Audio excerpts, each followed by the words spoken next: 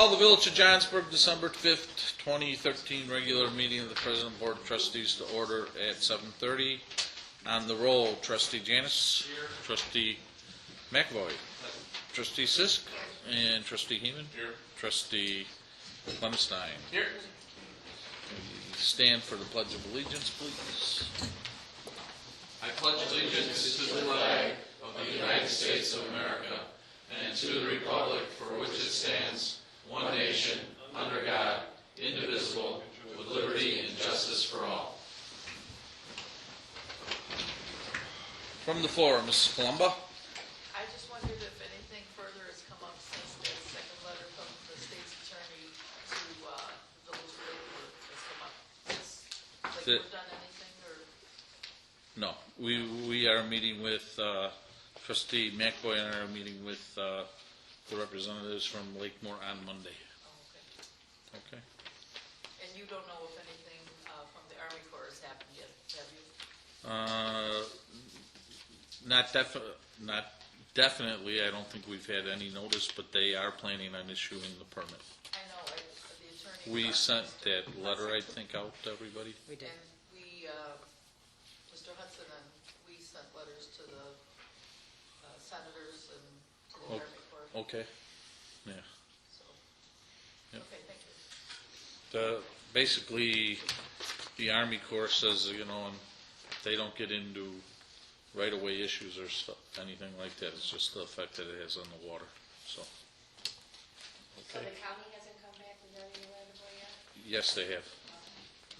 Yeah. Everybody got that letter? It was sent out. You got that letter by an email. Oh, did I? Yeah. Yeah, with it. If you don't and have it, let me know, but it went out probably about 10 days ago. everybody else got it, didn't they? Yeah.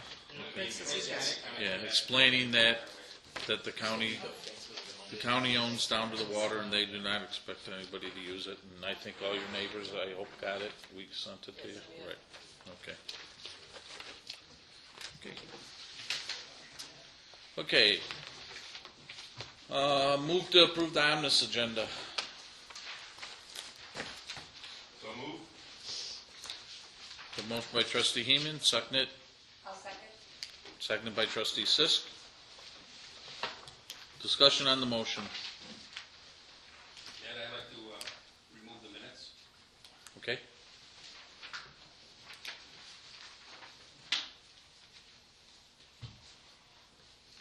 Anything else? Any further discussion? On the roll, Trustee Janis. Aye. Trustee McAvoy. Abstain. Trustee Sisk. Aye. Trustee Heeman. And Trustee Clemstein. Aye. Motion carried. I'm sorry, Ed, can I change my vote aye for the omnibus? Sure. I just want to abstain from the minutes because I wasn't present. Okay.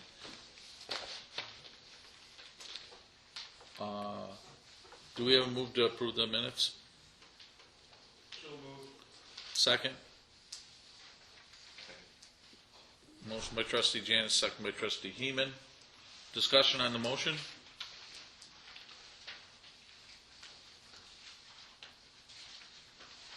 Being none. Trustee Janis?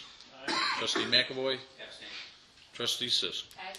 Trustee Heeman? Aye. And Trustee Clemson. Aye. Motion carried.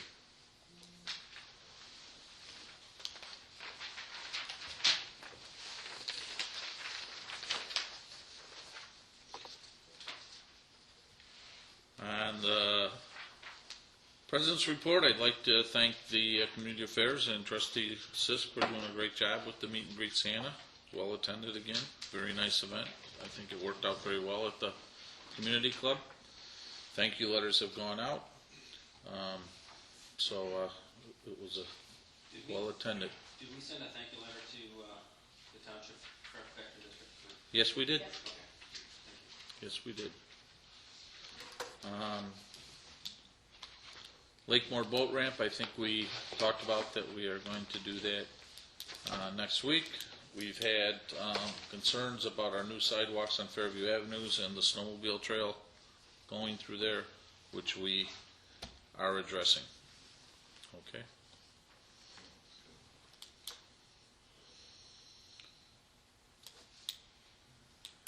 Communications and petitions, new business.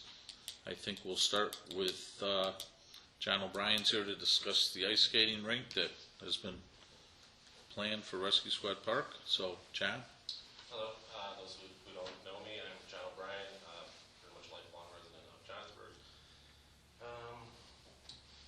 Proposed the idea of a ice rink a few years back to Carl Nitz when he was on the board. We're looking at doing ice rink for the kids, for the community. Kind of fell through back then. I'm with Trustee Sisk on the Community Affairs Committee. She kind of took me under her wing, and I've been helping out with that. So just, I don't know if you guys got the information, but we're kind of just put together a little bit of a proposal for a rink for the kids and kind of what it entails. I don't know if you guys had a chance to see that. Looking over at Rescue Spot Park behind the pavilion. We went out there, did a grade of the area, found where the most level spot was. That was right behind the pavilion there. We looked at some logistic issues, water being one of them. We're going to talk to Tony Heyman to fill the rink up, and we're looking at other materials being purchased through Home Depot. We've got a couple of quotes. We're looking at some materials possibly being donated as well. So that's pretty much where we're at. We're seeing if this could possibly get passed for something for the community. So it would be a good thing. The reason that we picked Rescue Squad Park is one, it's in the center of the community. Two is we have the same logistic issues that we would if we have it at any other park outside of maybe the water at Helen. John has taken the time and he has taken the lead on this, and he has done a lot of homework regarding it. And as it's stated in the packet that he basically put together and provided, he went out and got all the quotes and is working with Home Depot still. We had not heard back, trying to get either a price break for some of the materials donated. Out of the materials, I think $1,400, that is included all materials for the liner, I believe is in that. Correct. All the wood that we would need for The liner, all the framing. all the framing, board. all the staking that would need to be done. Does that include the material for if we put lights up? That includes that, Yes, and it I does. believe all the electrical stuff.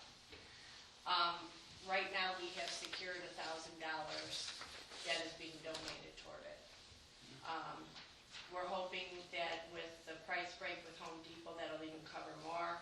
And with any monies that might be left over from from Celebration, less whatever we had to pay out for Holiday Park, we should secure all the funding without having to cost the village a dime. So the only thing we have to figure out, and we are still talking, we would need signage, so I do need costing for that, Claudette, so if we can talk to Dave, because Sure. we do want signs out there that there will be obviously nobody attending it, it's skate at your own risk. The other thing is, as John mentioned, power, which did go to the John Turk Men's Club, correct? Correct. I went to the men's club meeting on Monday. Spoke with Ed Ederman, as well as Marty. What's Marty's last name? Marty Palmer. We spoke to most of the people. I spoke to most of the people on the board, and they're going to give us temporary power from the. John was there on Monday, so they're in favor of giving us temporary power until we can get a service arrangement and a permanent power. Right, which would be eventually probably off the pavilion itself, I believe, which is not, it's not in yet, so we have to find another power source. The other thing is, eventually, we would have to obviously figure out hours that we want this to happen. Obviously, depending on if we can do the lighting. John has secured volunteers to build the framing. He's also secured volunteers to help with the electric with licensed electricians. So most of everything that's going to be done is going to be volunteer, so will be no labor cost. Our biggest hurdle at this point is going to be when we have to maintain the rink. We have volunteers for that also, so that there's not too much on our maintenance department. We figure when there's a light snow, people probably just shovel it themselves if they want to escape, but we do have something in place if it's heavier that we have to have snow blowers and stuff. So just, we have a list of volunteers so that we're gonna basically do a tree, like the school's doing. The other thing, so our biggest hurdle right now is the maintenance, the water part. You know, that's our biggest thing, not the initial filling of it, I don't believe, but just how we're gonna secure the water. So that's something that we have to figure out. Right. We had a discussion, John had a discussion on the water too, James, from running it from the community club. They have a silcock on that side of the building. Naturally, the hoses and stuff that they have, it will have to be taken in and out and, you know, put in the basement, Okay. you know, so it doesn't freeze up, but Right. they're agreeable to that also. Okay. Yeah, there's several members on the men's club that had volunteered that have access to the community club. So, and I live right down the street. In fact, I grew up, like I said, around Johnsbury. I've been here most of my life. I've gone on the ponds and the lakes when I was a child. You know, just playing pond hockey, and my mom would always get so worried. I'd go out there, she'd send me off with a rope just in case, and I know we've had some incidences here, you know, over the years, a couple times here and there, and unfortunately a few have perished, whether ice fishing or ice skating, and but I've done an ice rink actually in my yard. If this doesn't go, I'll probably do it again in my yard for the 5th year. This is just a small scale, 24 by 34. So it's something I've been passionate about, and being on Janice's committee, I kind of wanted to take the lead and see if I could do something on a grander scale for the whole community to enjoy. So, Will the village incur any liability problems? I talked to Claudette about that, and we do have insurance on that property, so it should be covered. And I did speak with the insurance company, and they'll be giving us pointers on some things we can do, like what can be included on the signage to help reduce our Okay. exposure and stuff as well. That was obviously a concern. anybody have any questions for me? Are you planning on putting the liner right on the ground, or are you gonna bed it in like a sand or something? Per the quote, I don't know if you were part of the email that got sent out by Claudette, I believe. I kind of laid out,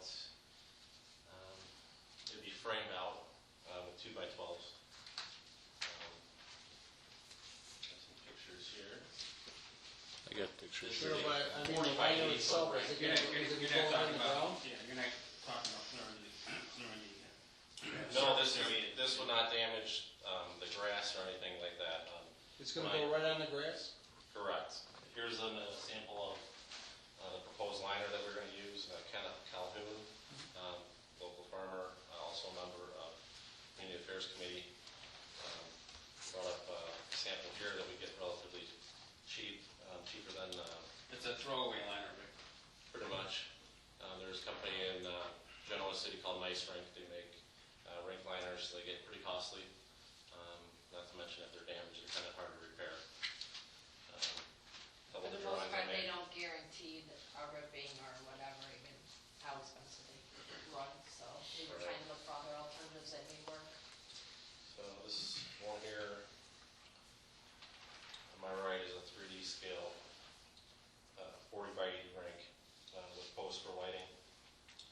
It's just the aerial view with the lighting. Just a little sketch I came up with, but it'd be framed out by 2x12s, framed out, and then once the temperatures are steadily dropping, hopefully later in December here, we would throw the liner in and fill it in with water. Some of the country clubs over on the North Shore, when they put the liners down, they actually put a layer of sand underneath them, so that it's a more level, easier thing. So if you decide you wanna do something like that, talk to Claudette, let us know, and I'll get you the sand donated, Okay. okay? Well, being at the rescue squad park, there's grass there. Right, I mean, right, you have to check out with Bill. Right. Well, essentially, one of the worries that people might have is that it might destroy the grass. That's not true. My grass, my front yard comes back every Bill, year. Bill knows about it. He's okay with it. Well, as long as this goes on the He's grass. okay with it. And that, and Tim, you might wanna add too, that was originally, sort of planned for that area. That was the way, way back when You that found we, the exact spot, that's what it was there for. That's Not where- only the cow that's drop, why but it was also there, for so. the ice rink. Yeah, I initially thought it was actually down in the No. No, reservoir area. no, that has too much of a slope on it. Right, it because does, we yeah. want that to drain, but we're working with Carl when we did the layout. We identified that area Okay. for 50 by 80, so you See see that, I didn't even realize that, so yeah, we figured a 40 by 80 is what I came up with for my material and numbers. you're right in the spot, I think, right? It's actually been staked out for the last few weeks as well. I've Yeah, had it's been members of staked the- out, so everybody that wants to And look. that's the reason we wanted it there also, is because it was close to the pavilion. If we had some picnic tables, you could put your skates on and get right over to it. But to drag people way down to the detention pond, and if it happened to rain or ice and then rain, it would be a real mess in the pond, and we want that for stormwater and move it up near the pavilion. So someday, we talked about a fire pit, or a fire ring, we talked about warming shelter panels. Someday, again, when sewer extends that way, water, men's and women's, or a bathroom or something. Just so the board knows, probably the only expense that we'll incur on a fairly regular basis will obviously be the liner. So, which is, they run what, about $380? Well, this liner that came up, this was 225 for 50 by 100, so that definitely cover overhang and such for the framed out portion of the rink. I just want everybody to be aware that that obviously would be an expense. So it's pretty heavy duty material. I typically actually have, since I've been doing it, I've gone to Chicago Sea Ray and Volvo, and I've gotten what they use for, the large yachts. And I've had them cut a 28 by 38 piece for my rink, and it's worked out great. It's the same mill, I believe it's 6 or 8 mil, and it holds up great, except, like the only thing is eventually, skates and such on it, it's inevitable that it's gonna get cut up. So that's why we went with the cheaper alternative, so we could basically essentially either throw it away or repurpose it to a farm, or whoever might have use for some plastic that might have some holes in it. John, first of all, I would be willing to help you with the water. We got 3 tanks, 2,200 gallons on each tank, so we can bring water and help you whenever you're ready. We'll donate that. I really want to commend all you guys for doing this, and you specifically for taking this on, and not even your committee member, and getting the community involved in doing this a huge thing. It's exactly the way we all, I hope, like to see things done in Johnnesburg, so hats off to you. Thank you. But I just want to chat with you. I'm sure you've done a whole lot more than we did. Lloyd, friend, and I did this 18 years ago out here. And I see that you're using 2x12, so I guess 2x12 standing on end. Is your liner going to be on the back side of that? Are you going to wrap it under it, put the liner on the back? It's actually gonna be laid in on the inside. Well, you're going to have trouble with that, because that's the main trouble that we had, because the kids come up to that with their skates and ding it right at the ice, right where the ice meets the liner. Sure. And then out, the first thaw, you lose all your water. You could maybe think about doing it on the outside. What we tried to do is, if we're going to do it again, we were going to put bales of hay all the way around the inside. Obviously, that's not going to work for a hockey thing, because, Sure. but your main thing is to keep that liner from cutting, right? Because the kids will be out there and they'll be Absolutely, and I'll explain to you, is that the rest of your question? No. Well, I got some more, but you can Okay. respond to that. Well, I'll respond to that. So here's a picture of before I would build the rink in my yard. So you kind of see the liner just kind of laid within the framework that I have set forth. I would go through and use a staple gun and staple around so that it's not flying in the wind as it's filling up. Basically, I want to fill the liner as high as I can. And from there, between thaws and whatnot, there's occurrences where the skates will cut the liner. That's why it's And basically the kids disposable. like to mess with it. Sure. Trust me, they mess with it. Right. So, yeah, that is a concern. I mean, this was in my yard, it wasn't on skill for the community. Yeah. But as far as the issues of the material for the liner being cut, it is going to happen. Could it possibly be that you could do the liner on the outside of the 2x12s and then they'd hit the edge of the 2x12 rather than hit the liner? I know it's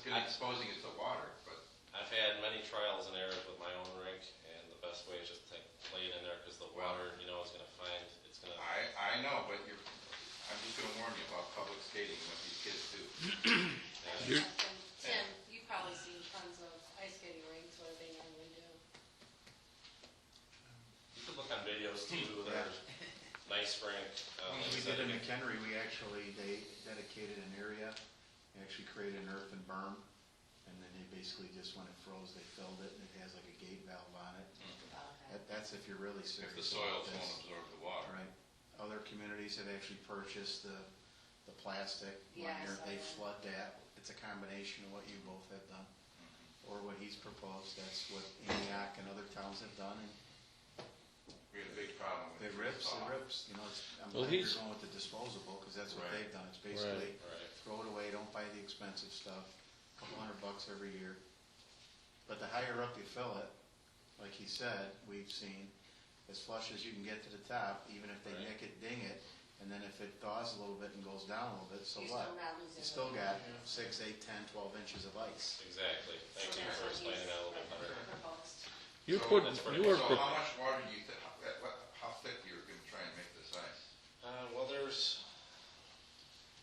I can do a calculation of how much water it's gonna take to fill that. No, I haven't done the calculation, but it has crossed my mind. I can do the calculation real easy for you. I can Okay, get that. it's 40 by 80 by 12 inches high, so we would probably be filling it pretty close to the 12 inches. What is the dimensions? 40 by 80 feet? 40 by 80. 5'11" and 5'8". Pretty close to it. Anyway, I'll leave room for maybe about a Yeah, buck. that one. John, you were planning, weren't you talking about putting, straw bales around the outside for that? Just as an idea, for, kids They who can fall sit- over or whatever, yeah. if somebody wants to sit down They on the can sit side. on it, it's really. Yeah, they can sit on them and it might keep the liner from tearing where John's concern This is. might be kind of hard to see, but you guys might have received a copy of this. This is just the aerial satellite view of where the proposed rink would go, right behind the pavilion. Might be kind of hard for you to see again, but, So how level is this? Is it perfectly level? the numbers were, 0, -6, -5, -5, -1.5, -2.75. So it was pretty much grade, as Tim had mentioned, it was pretty close to being perfectly level. There's gonna be a little bit of a deviance, obviously, with those numbers. Probably about to have You know 6 how- inches on one side versus 1 inch on the other You side. know how level that's what you put in. Oh, you better believe it. But also, as we're staking around, we're gonna try to play with the boards a little bit, so those are actually perfectly level as we're. Then you're gonna have to, where you lift the board, you're gonna have a lot of pressure there. There might be a little bit of a bubble. I've Yeah. got that issue with my rink, as Yeah. long as it's not substantial, we wouldn't go more than Right. 3 or 4 inches. Right, you can do that. Well, I commend you for it. I'll help you with the water, and I'll do that calculation for you. Roughly 12 inches of water, 10 inches, what are you thinking? Probably closer to 8 with the deviation from one side to the other, so Or it's. 11 inches. Yeah. Okay. Well, I'll do it for every, okay, it's gonna be a lot of water. Yeah. Any other questions for John, or can we entertain a motion that he moves ahead with it? So move it. A motion by trustee McAvoy to move ahead with it, seconded by trustee Janis. Any other discussion? The only other thing I would say is chief will probably need your police officers to monitor it a little bit. Another thing to monitor. Okay, Just swing around and observe the skaters. Part of the quote included an intermatic timer, Danny on skis. which we might have it as a donation as well. I might have one in my garage, so we would set that as on a timer. Chief to obviously turn off at certain times, so okay. depending on the hours that you guys would set for it, I think we were talking about maybe Monday through Thursday So nine.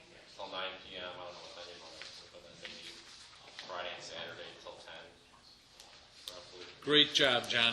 I think, great job. Very good. Okay, on the roll. Trustee Janis? Aye. Trustee McAvoy? Aye. Trustee Sis? Aye. Trustee McAvoy, or Heeman? Trustee Clemstein? Aye. Okay. Thanks again, John. Thanks for all your work. Very good. Very good job. Okay.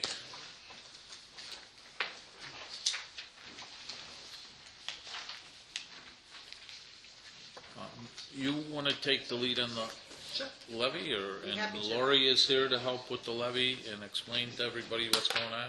Take one, yes, sit down. You take one. About 24,000 gallons of water. 1 square acre is 27,000 gallons for 1 inch. You gotta figure it out.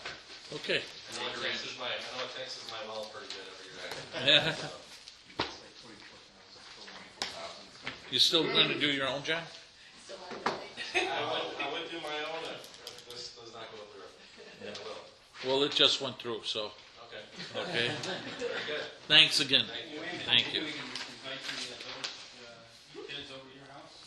Well, it's gonna be- We were just thinking you might want to have a big party every night, you know. so.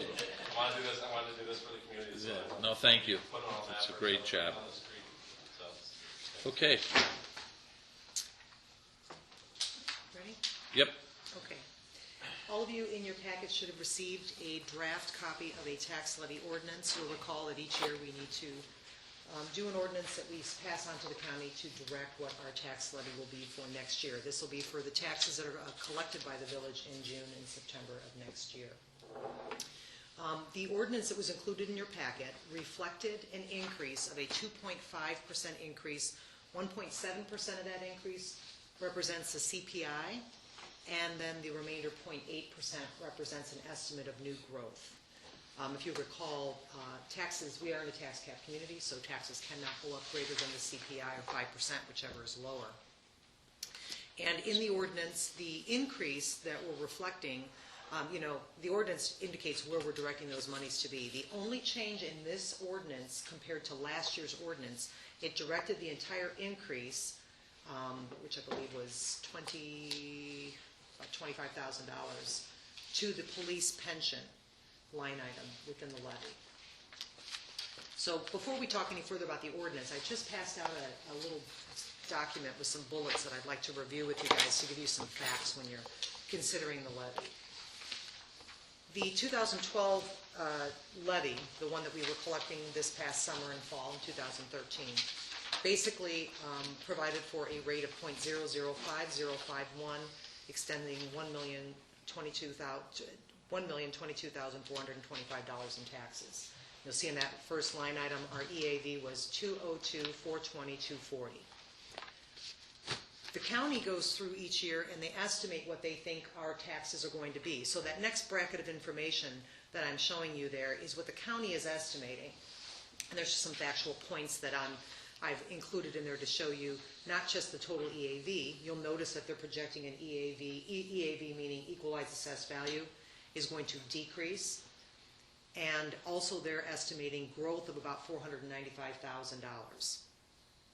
And they've established a potential rate of .005770. And then I gave you an example of what that would mean if it was just the CPI extended, and also what it would be with the new growth based on the county's estimates. I will tell you that the county's estimates are historically always low. So what we typically do is we go through and perform our own estimation based on building permits that were issued and the information that we have. And what we have found is that our estimates typically fall much closer to what we actually end up collecting. And that next bracket of information that I provided for you is what we're estimating that to be. Now, I will tell you the new growth estimate is a little high. We've always projected a little high because that's a difficult number to really hit. And we always want to make sure that we're capturing that new growth because we won't have any opportunity to capture it in the future. The new growth figure that you're seeing in here that we're estimating is also contemplating the addition of the commercial storage unit that went in this last year, and then some residential and some additions that go in. Keep in mind that sometimes there's also a delay when people do an addition. They get an exemption for a while, so that starts rolling into. So with our estimate, that's what we calculate in. And we're estimating the total levy with CPI and growth would result in that $1,048,000 that was included in the ordinance that was provided to you. A couple of other points of information that we thought might be helpful to you is if you guys were to move forward with the ordinance that was given to you, what that means to a home, say, of $300,000 appraised value or $100,000 assessed value. That increase would result in about an $8.59 increase on a tax bill. But keep in mind, too, that because assessed values have gone down again, what was last year a $300,000 appraised value is now estimated to be more like a $272,000 assessed value. And the reason I'm pointing this out is there's no exact science to this. It's really difficult for me to be able to tell you this is what you can expect to happen because there's so many different things that go into this calculation. There are people that go in and they apply for decreases in their assessed value. If that happens, of course, that portion of the pie is redistributed differently. The new growth causes the portion of the pie to be redistributed differently too. But in recommending the ordinance that was brought before you, one of the main things that we were considering was the police pension impact that we've been discussing. You recall during the budget presentation we first introduced to you the new numbers that we were seeing coming in from the Department of Insurance showing that because of outdated actuary or outdated investment numbers that they were using, their actuarial was very low. And that next group of information shows you exactly what we reviewed during that budget presentation. One thing I want to clarify here when you look at this, when I say that in 2010 the Department of Insurance actuarial projected a levy of $100,260, you'll see that then we jumped to the 2012 levy. That was the last actuarial we received prior to doing the 2012 levy, and you'll see that we levied exactly what we should be levying based on that actuarial. The very following year, the 2012 actuarial that was performed, that was actually not even received until the spring of 2013, jumped that number up to $285,000. So then, and I think Lori can speak more to this, but the Police Pension Board requested that a private actuarial be done, very specific to our group, and they came back and they're estimating, based on this year, Lori did some calculations of that number being actually $186,000. So although it's not as bad as the $285,000, it's still significantly higher than what we're including in our levies currently. Lori, you want to elaborate on that spreadsheet that you've done and talk a little more about that? Based on the information that we got from the private actuarial study, I noticed that they were using some of the prior year numbers because they didn't have current year numbers. And with that in mind, I tried to take their numbers using their same investment growth rates and salary rates. And yes, exactly. And did that kind of laborious worksheet. But basically what my purpose was, the second column represents the actuarial study that was performed for us. And then I said, okay, we do know, for instance, we have more in that account than they use. But we also know we have higher salaries than what they had used. So how different would that number be with those two factors included? We came out relatively close. I came out 186, they had 189. So I think the number's pretty good. But keep in mind that a difference of 1% in the investment rate is about $50,000. So right now they're using a rate of 6.5%, and the police commission would be glad to speak with you guys and say, we're not getting 6.5%. There's nothing they can invest in at this time that gives them that kind of rate of return. What kind of return are they getting? Our report will be out shortly, so Yeah. it's prepared. The attorney's going to send it. The pension. But it's significantly less than 6.5%. Oh, for sure. Yeah. Yeah, for sure. I mean, I don't know anyone that's getting 6.5%. based on what they're allowed to invest in, there's nothing out there that's giving those kind of numbers. And with that in mind, this became even more crucial that we start meeting these numbers because in a couple of years, basically in 2016, if we're not meeting our required minimum contribution, the police pension board or the police commission can tell the state, okay, give us some other taxes towards this so that we then meet that number. So, right now, we're still going to be falling short of the number, but we can, work towards getting where we need to be. In 2 years, if we're not at our number, they can say, okay, give us sales tax, give us income tax, give us, till you meet that number, that calculated number that's required to be put in. So the number, oh, go ahead. I'm sorry. So this is just a portion of the number that we have to meet. In other words, we've got 2 years to completely meet the number. Right. Well, so basically, what you're showing here is that based on the initial projection they gave us, and then our adjusted projection from what you had done, and so now we're projected about $85,000 less. Well, right, without the, yeah. Right? Yeah, well, right now, with the current levy, I think we're looking at the police pension being up to 120. I don't have that sheet. Right. The actual police, 136,362, based on the ordinance that's before you. That's what our So we'd be levy about amount would be. 50,000 Oh, on that right now. that's if we approve the levy If and we take that approve it. 25K and put it towards it. Exactly. What would be the funded ratio then on that? Without that, we're about 85,000. And, well, let me jump in real quick, because what Lori brought to your attention about there's some salaries that are outdated, or that are not current, basically, in that those figures, we actually estimate that number really should be 205,000, because we have a couple of new officers, and we've got some, with the consideration on investment rates and different things. So even though, that spreadsheet that you've got shows 186, again, it doesn't take into consideration current salaries. We estimate that number, and that's to be 205, which is in the spreadsheet bullets that I just given you. In other words, all of these are predicated on our current police complement, and at the time, the complement included our 2 new officers for only part of a year. Keep in mind now they've been here a whole year, plus we've added one and are looking to add another, which you have to fund retirement, even though they're young, you have to start funding retirement for them essentially immediately.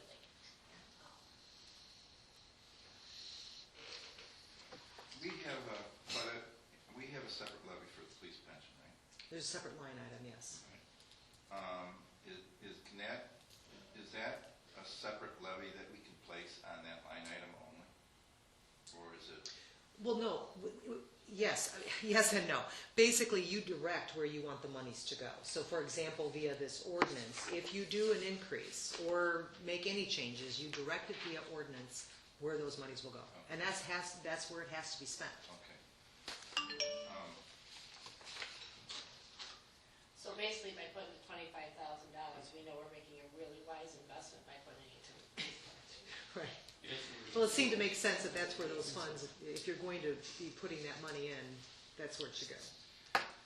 I'd just like to open the discussion a little bit about, and I'm not proposing this, but I think I'd like to see a discussion maybe occur on this, is that maybe at some point, rather than taking money from real estate taxes to fund our police pension, and we probably will have to look at other sources to fund it the way we really need it to be, but potential of maybe going out to the public again and saying, what do they think about raising our tax rate For the our police pension. When we did that, what was it, 15 years ago, somewhere like that? I think it was like 15 years ago. Probably When we 15 went out years for a referendum, it was overwhelmingly approved by our people. I'm just wondering if that would be a better way of doing this. I know there's implications to that, but I'd just like to maybe have a discussion about it, see what everybody else thinks. I certainly can't make a decision on it tonight, but I think that's an avenue for us to research. Because I would really rather see as much of it going on off of their own levy as much as we can, rather than divert money from other resources to fund it, which, we're better than doing that probably anyway, but. Well, that's a good point. I mean, we have shortfalls everywhere. Right. What does it take to make that question on the ballot? Can we put it on as a recommendation of the board, or does? I think Yeah, I think most likely it would be very similar to what we did in the past. That was, I believe that in this instance, I suspect that you can simply pass an ordinance with the rate question on there. The question in the back of my mind, though, is, if I'm not mistaken, when we went through this before, it was the overall rate that I thought was increased. And I thought we said that we would attribute that incremental increase in the rate to the police pension fund. I don't think it was just like that fraction that was devoted to the police pension. I thought it was an increase in the overall rate. I think it was specific. I think I think recall it was. voting on that. Yeah, it was specific. Well, we voted on it. I don't remember what we.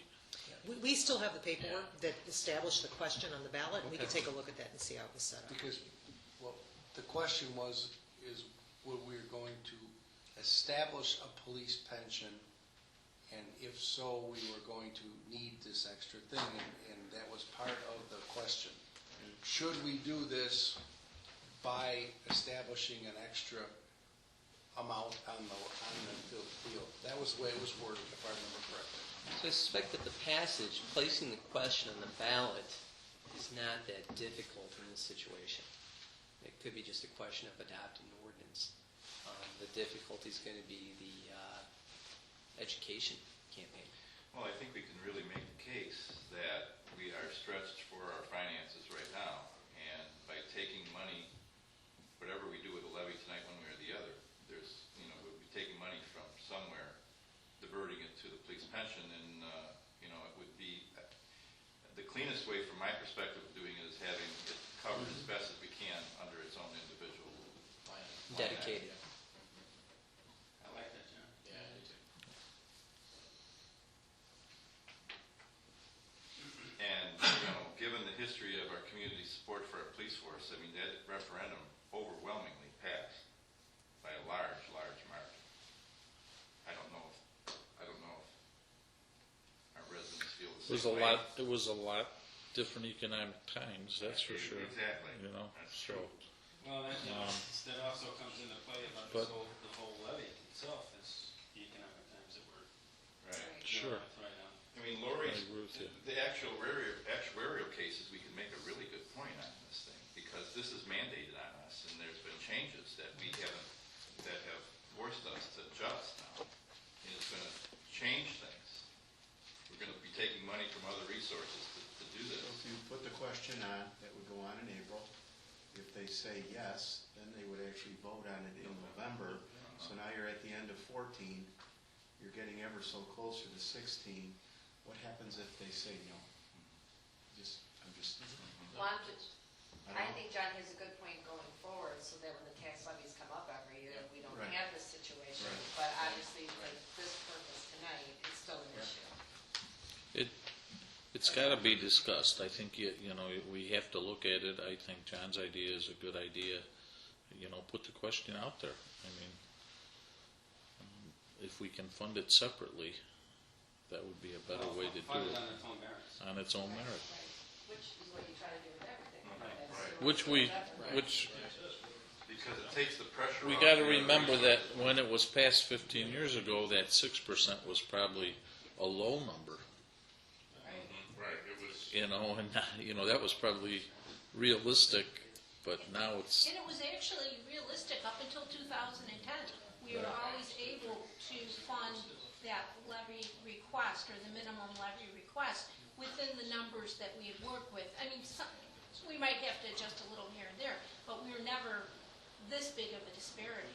Have we heard how other municipalities are dealing with this? Oh, yeah.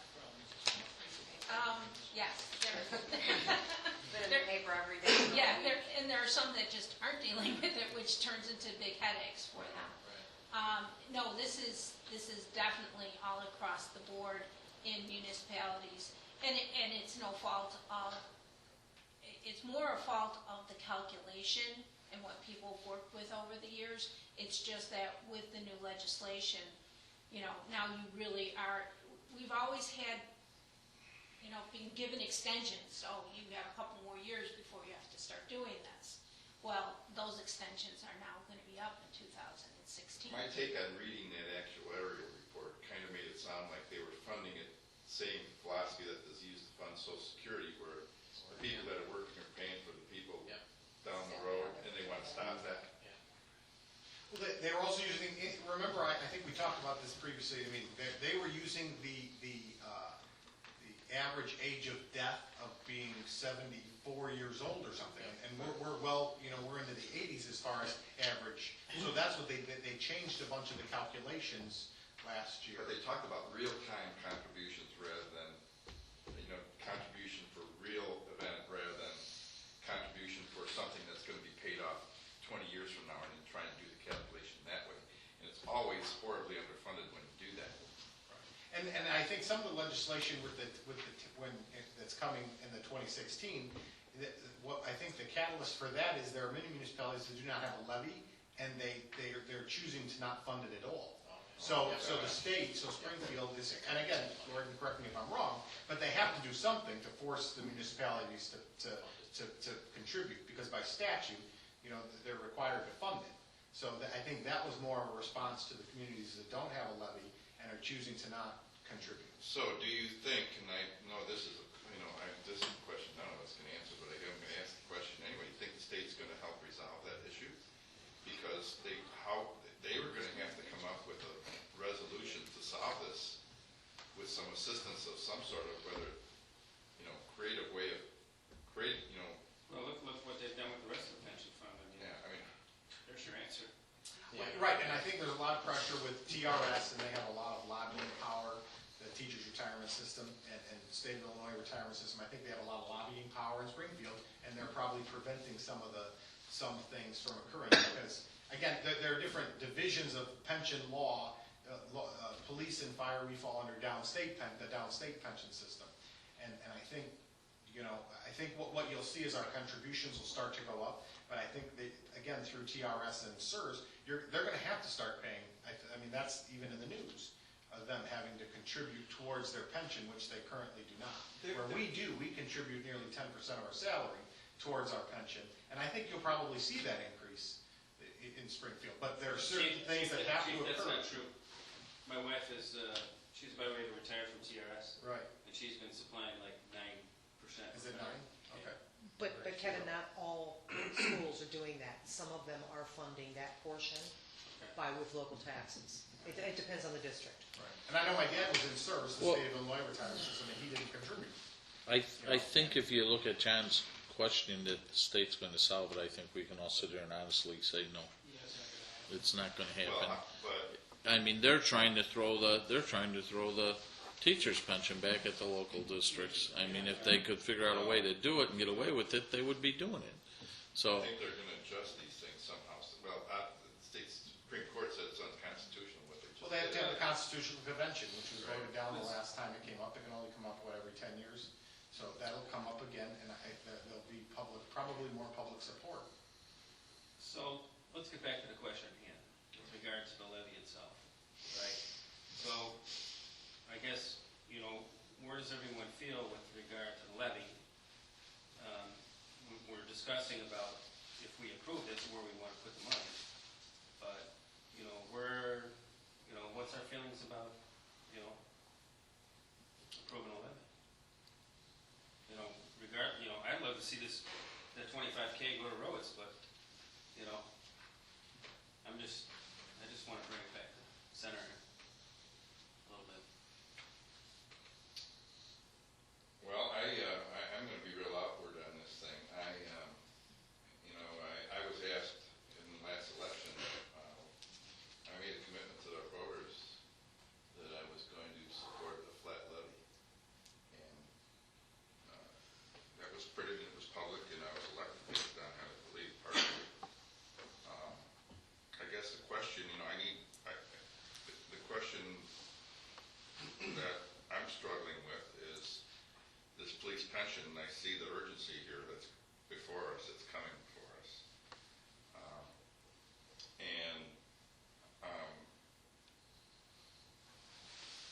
Maybe a little bit, maybe Claudette, you can brief me a little bit, and I apologize for not doing this. I was going to download the treasurer's report off the website and analyze our revenue streams compared to what we projected them to be. And I know we've got some alternative sources of revenue that are coming in that I think you did budget for some of them, but you're probably conservative in numbers. How are we doing with our revenues projections compared to actual? Well, our projections are coming in, actually just right around the budget or slightly higher depending on which line item you're looking at. And as a matter of fact, I was looking at the November month end earlier today. I'm assuming you're talking about some of the new revenue streams like the video gaming and different things of that nature. We had budgeted $51,000, and it looks like we're probably going to be coming in, if things continue to come in the way they have, right around probably $57,000 in that line item this year. So, there's not any huge increases or anything, but, we always see that play in different line items back and forth. Some come in a little higher, some might come in a little lower, but, things are looking good. There's not anything that concerns me. Well, I guess the question before us then is, can we afford to take $25,000 out of our other revenue streams if we consider a flat levy, and what that would do to us if we did it that way? Obviously. You talk about how it would affect the budget. Yes, if we The overall effect. right. And also keep in mind too, that if you remove that 25,000, you're also not capturing your growth. So give some thought to that, whether you're gonna walk away from your new growth. That's a one-year loss. No, it's a And compounded cumulative- and a loss, comp- yes. Well, It starts you out at a new starting And that's the point. problem with this thing that I really don't like, because it is a compounding. We raise it by 2.5. Next year, it's 2.5 on that 2.5, then 2.5 on that compound, and then. And understand that what it'll do is revert back your rate. It'll be more than just walking away from that new growth, because it'll readjust your entire rate, giving you a whole new starting point. So, long-term, it has So a the greater starting point effect. would be 1 year later. The No, starting it will point for forever. that $100,000 of new growth. It'll forever have a new, your starting point that you're building from is always going to be now that lower starting point. So, just something to be aware of in whatever you decide to do. Well, the thing that we have this year is we don't have the new growth that we've had in the past, right? Yeah, I mean, we had last it's year. not, last year we had We had the had Walmart, to yes. capture the new growth of Walmart. I mean, there was Had to no, capture that. That was a lot of money. that was a lot of money. So, I mean, we couldn't, let that go. Well, I'm going to plead on behalf of the people that are struggling out there. And I know there are a lot of them because I see it every day in my business. And it's the blue-collar people on down that are having the real problems. And I just wish I just hope there's a way that we can do this flat and find a way to make it work with our other revenue streams. I know we've raised fines, we've raised a number of other issues where we'll be getting some revenue. I know you budgeted for some of them and allocated for some of them. But, I just don't know that you can ignore the CPI, just because there are so many things that affect us with that CPI. I mean, we know we're gonna see an increase in the garbage rate. That's in a contract. We know we're gonna see an increase in health insurance, and we've been really very lucky that our rates haven't gone up by double digits, but we do see 2, 3, 4% a year. When you throw those numbers into the mix, I mean, costs do go up, and I don't know that we don't have these other sources out there to say, oh, we'll just get it from there instead. We're gonna have to pay those bills too.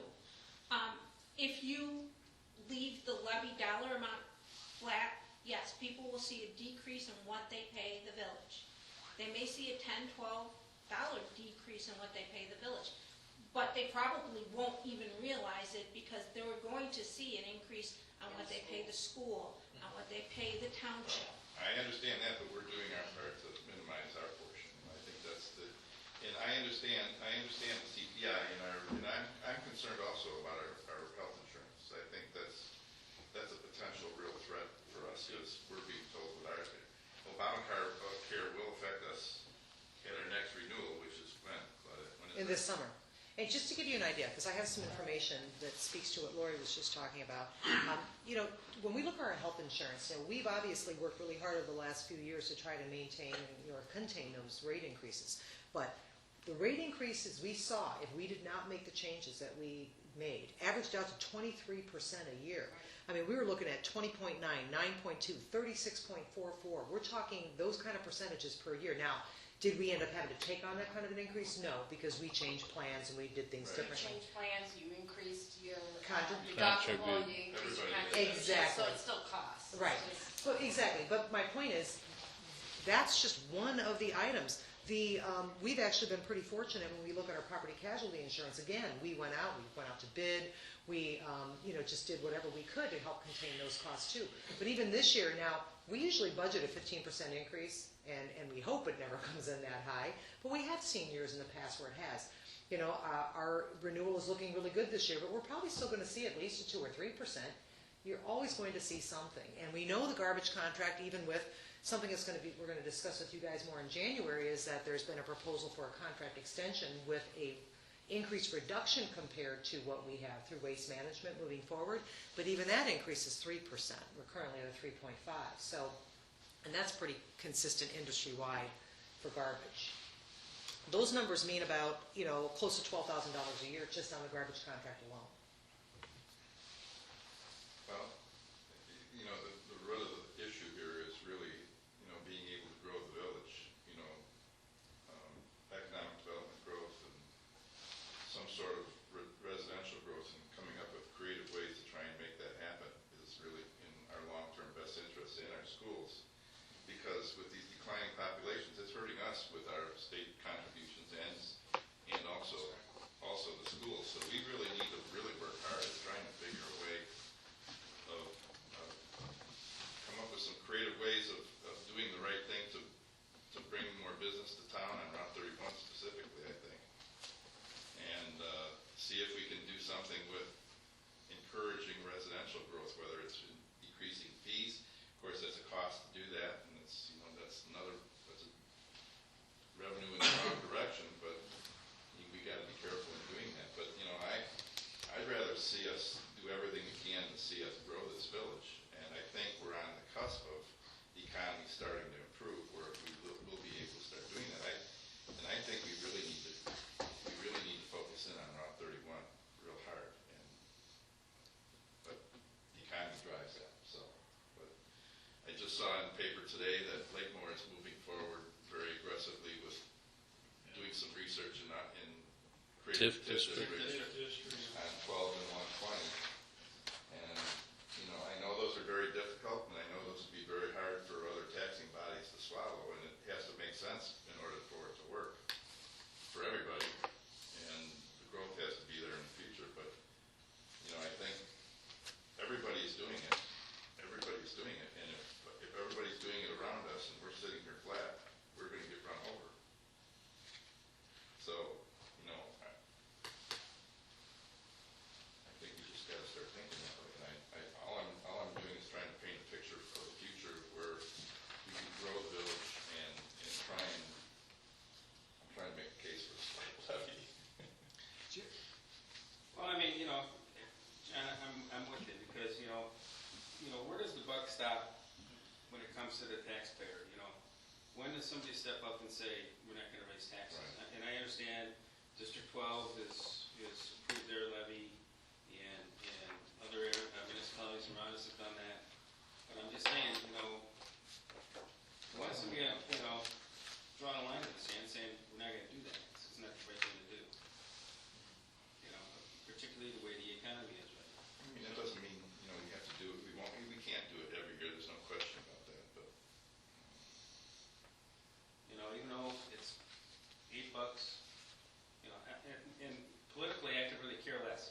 But I'll tell you what, when it comes out in the Herald, it's not gonna say the increase for a $300,000 home is $8.59. It's just gonna say Johnsburg raised the levy, or approved the levy. It's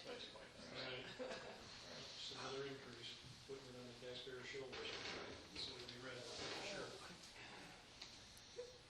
John, you said you made this commitment of a flat levy.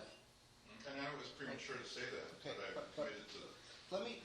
Let me ask you something. As a business owner, okay? Okay, like you are, okay? I am constantly fighting this battle with my customers, Yeah. as you are, Yeah, okay? prices. But We can't raise our prices. But here's the issue that we run into as this municipality does. If you charge the same amount of money every year, okay, which you're calling that flat, No, not every year. well, just Economic conditions drive. in this particular year, okay? You realize is that in the world, the purchasing power of that same amount of money goes down. And that's why you have the CPI.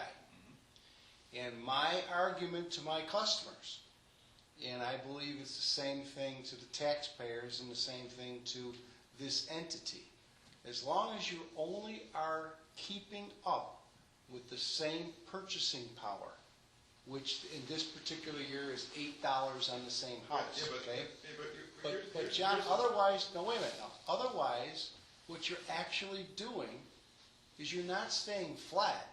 You're actually decreasing, you're going backwards. That's exactly You right. could do it 1 year, okay, but at some point in time, and this is what happens in business, the longer you keep it flat, at some point in time, there has to be adjustment. And then the adjustment is not 1.5% or 1.7%. You have to get the 1.7% from 2013, you have to get the 1.5% from 2014, and pretty soon, the Herald is saying, Johnsburg needs to raise their prices 10%. Well, we're not. Okay, but the no, reality I'm of not the proposing. situation, all I'm saying is just realize is that hanging your hat on what you're saying is flat. Rick, I've been in business for 43 years, and I've been through 3 recessions, and we had to adjust our prices because economic conditions would not allow us to be able to sell our product at the prices that we needed to sell it at. And I had to make a decision that either I'm going to do this or I'm going to lose a very substantial portion of my customer base. And once they're gone, they're gone. That doesn't happen here, obviously, because we got them. We got them. Now, I'm sensitive that we got them, and they don't have any control. They can't go somewhere else and say, the heck with you, Johnsburg, I'm going to go buy my products from somewhere else. They're relying on us to do the most that we can for them so that when they're in tough times, we accept that and adjust our behavior. And we have. We've cut ourselves to the bone, and we've gone down, and we've done a marvelous job. I just think that it's just an appropriate time to do this, and I really consider it kind of a token gesture, really. It's $25,000, and I know in the scheme of it, it's going to have to be adjusted from somewhere else. But I just think, I see every day with our people, most of our customers, I should say most of our customers, the high-end people, they don't care what you charge. It's amazing how the difference in the rich, and there really is a big difference between the people that are doing very well and the people that are just getting by.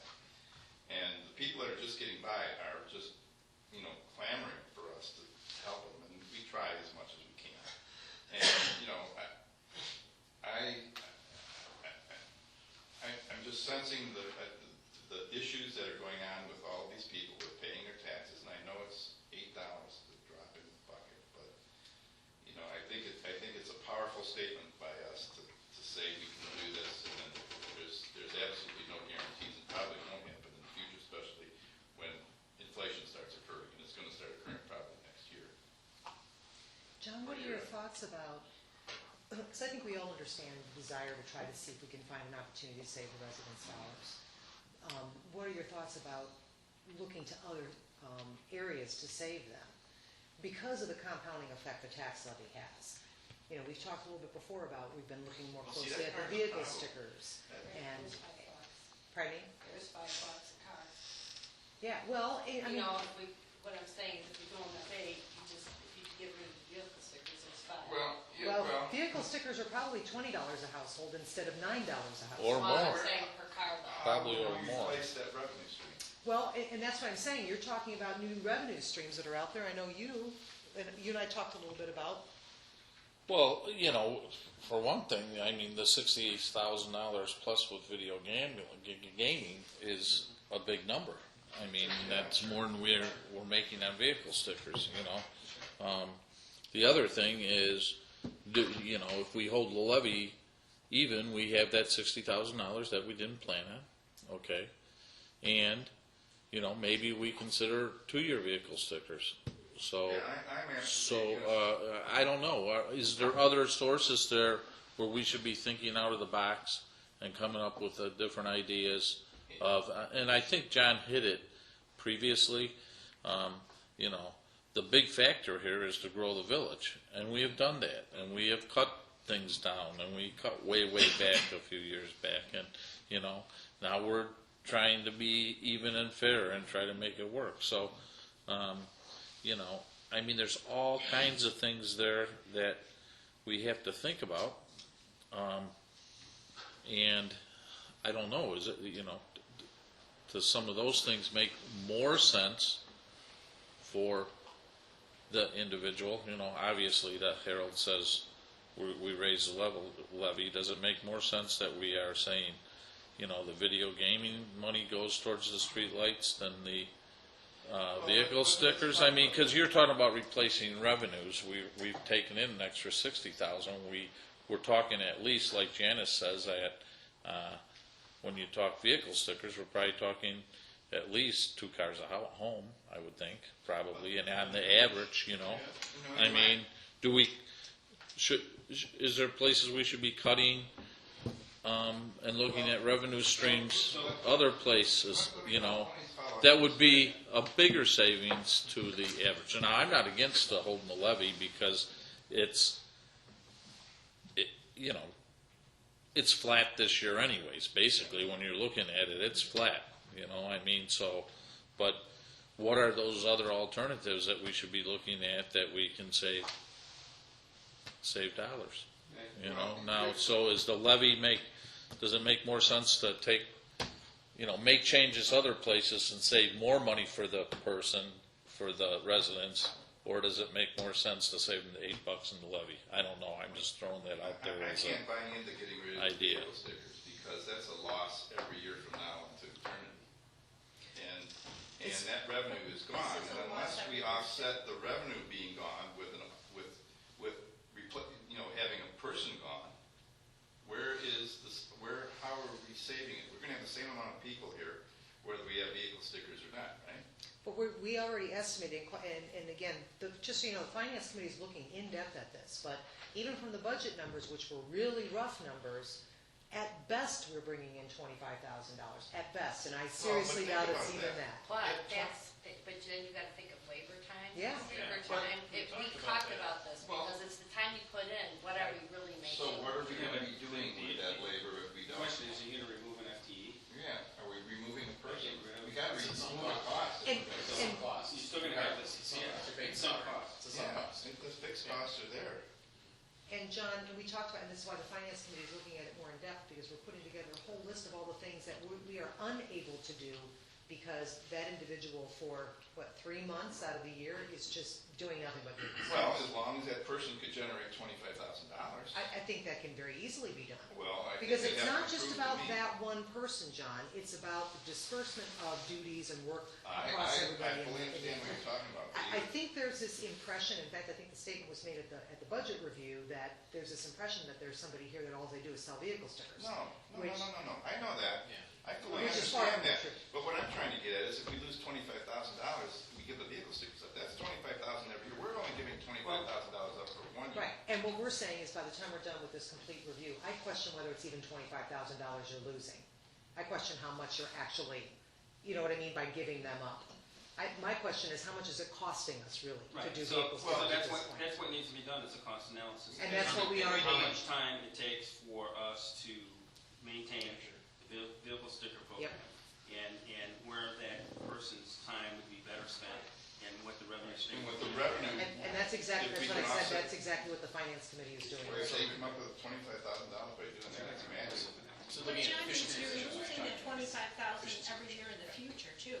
You've now No, you're reduced only your. losing the 2.5% of the 25,000. You're losing the CPI on the 25,000. You're losing the compounding effect. Right.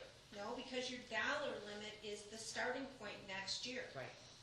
So in other words, if our levy last year was $1,022,000, and our levy this year is $1,022,000, our basis for next year is $1,022,000 Right. plus CPI. Right. So you're losing that, The 25,000 Plus the the compounding effect. plus the compounding effect. right, Right, and Right. you're Every losing year. it next year Right. too. Right, and that's. every year.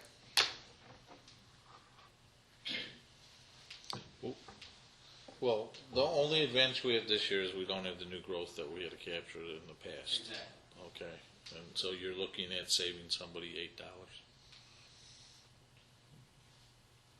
And you know what? You're gonna do it. But I think we gotta be, John's raised a good point. We gotta grow the village, and I know everybody's working on that hard, and I know he does. And, we gotta look at new revenue streams. The police pension as a, support, the police pension. Police pension? Referendum, I think that's something that would be a huge.